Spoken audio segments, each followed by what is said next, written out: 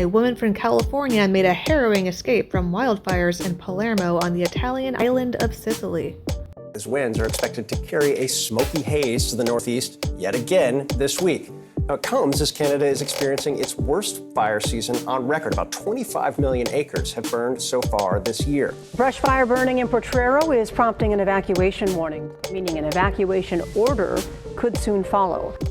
Wildfire season is in full swing from southwest Washington to southern Oregon. It's not that surprising. Emergency teams are fighting the blazes on dozens of fronts in Greece and around the clock across the Mediterranean. Prime Minister Kyriakos Mitsotakis left no room for doubt about the cause.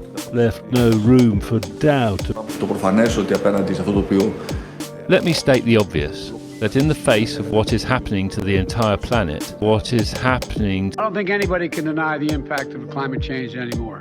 There is no magic defense. It may look like fun in the sun, but last year Italy registered more heat-related deaths than anywhere else in Europe. But I didn't know it either.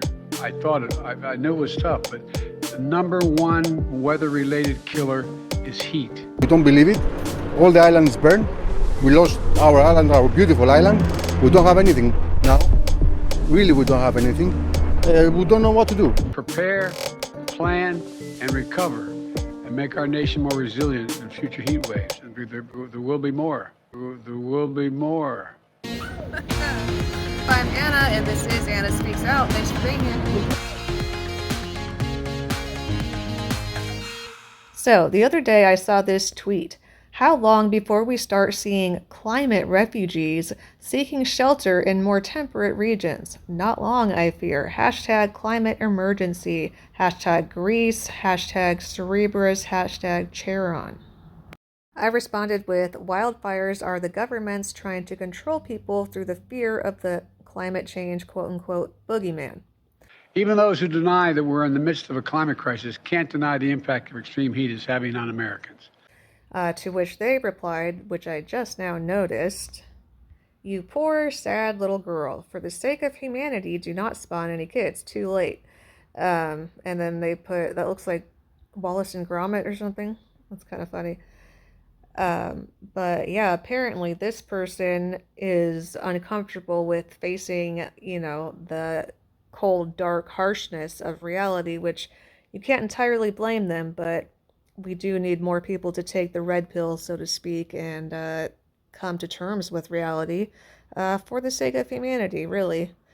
So recently there have been fires occurring internationally, and the overall narrative in the mainstream media and on some parts of the internet, such as Twitter, is that these fires are being caused by climate change.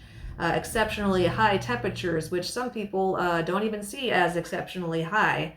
But I am here to question, is that really what is going on? Or is there something possibly even completely opposite that is occurring? So we cause more fires.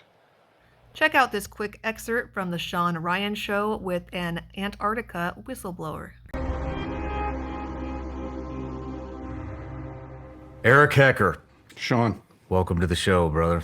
Just a little intro on you. So you were a contractor for Raytheon, how would you describe Raytheon? I would say that Raytheon is a military-industrial contractor that normally is making weapons and targeting systems for the military, and oddly enough had a contract to provide JANO services at the South Pole Station. Interesting. From 2010 to 2011, you were a tradesman and firefighter on the South Pole. Antarctica is a contractor for Raytheon. You spent 366 continuous days at the South Pole. You were experimented on as a child and trained to be a remote viewer. Correct. Through a program called Stargate Project. Submarine service in the Navy. Plumber for the wealthy elite on Long Island prior to Raytheon, and experience with UFOs. Yes. You're a whistleblower for the benefit of humanity. Why are you blowing the whistle now? I am blowing the whistle because I'm obliged to. I don't know anybody that's walked a similar path to me in life, so it's necessary information that gets out there. You were in the South Pole from 2010 to 2011. Let's talk about what you were doing down there. You got it. What were you doing down there? I was contracted for the summer season as a plumber.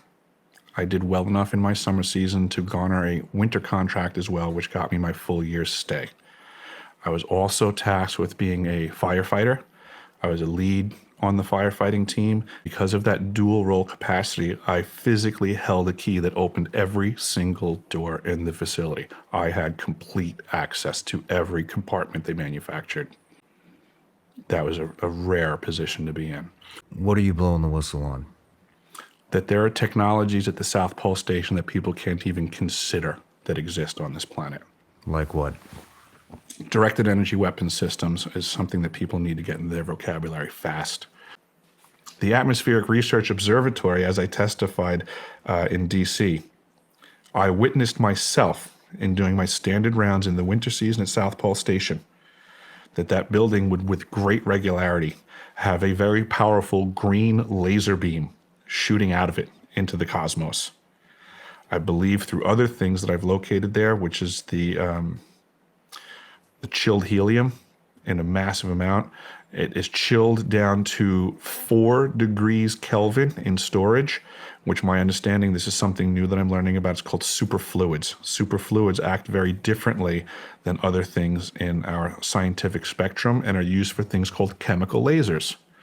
Well, we had a superfluid and we had a laser. So I believe that what I'm learning on this is that it was probably a secondary means of long-range communication and or another weapons platform. Okay, so this guy was talking about some pretty powerful sounding laser beams, or a singular laser beam at least, that he allegedly witnessed at the South Pole. And he is suggesting that perhaps this could have been being used, or currently still could be being used, as a weapons platform. That made me think, I wonder if this laser, if it is being weaponized, could be related to all of the fires that have been occurring around the world. In the west coast of the United States, Canada, and Europe, all predominantly white countries, by the way. It made me think about when I was a kid and tried burning ants on the sidewalk by shining the sun rays through a magnifying glass. I'm sure I'm not the only one, although thinking about it now, it sounds a little bit diabolical. But so that inspired me to look up, what could a chemical laser start a fire? And look what I found. A Class 3B laser is enough to ignite light combustible materials like paper, matches, wood chips, or even gas. And a Class 3B laser is medium powered from 5 to 499 milliwatts, which is apparently always enough to cause eye injury of varying degrees. Apparently all you need is a laser pointer in order to start a campfire, and more powerful Class 4 lasers are always considered a fire hazard. I feel like some puzzle pieces are probably coming together for a lot of us right now. Let me know what you think in the comments. And here is a powerful closing statement from the whistleblower Eric Hecker.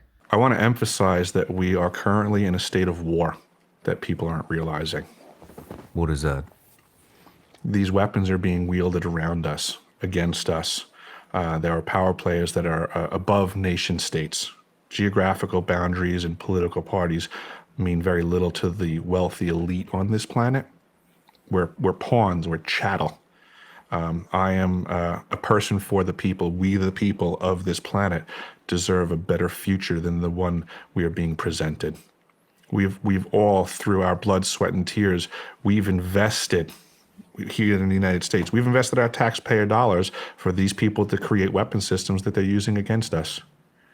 It's a sin. It's illegal. It's a sin. It's immoral. And we have to do better for the future generations of this planet. There used to be a long time when I first got here, a lot of people said, oh, it's not a problem. Well, I don't know anybody. I shouldn't say that. Thanks so much for being here today. Since you liked the video enough to make it all the way to the end, don't forget to click the thumbs up and share with somebody else who would also enjoy. Have a wonderful night, afternoon, morning, evening, whatever time zone you are in, and I'll see you next time. Bye.